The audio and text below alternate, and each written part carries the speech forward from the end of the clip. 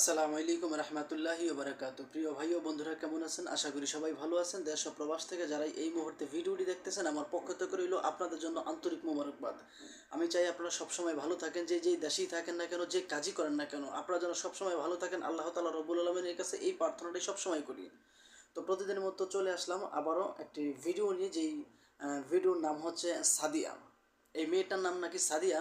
তো সে আসলে, আমি যখন 2020 সালে করোনা ছিল, তখন করোনার মাঝখানেও দেখতাম যে আসলে এই মেয়েটা প্রতিবেদন করতো। আমি কিন্তু প্রতিবেদন দেখি কিন্তু বিগত বহুদিন আগ থেকে, এবং আমি সেগুলো এই প্রতিবেদন দেখে বিশ্লেষণ করে অবশেষে ডিসিশন নিলাম যে আসলে এগুলো হচ্ছে প্রতারক।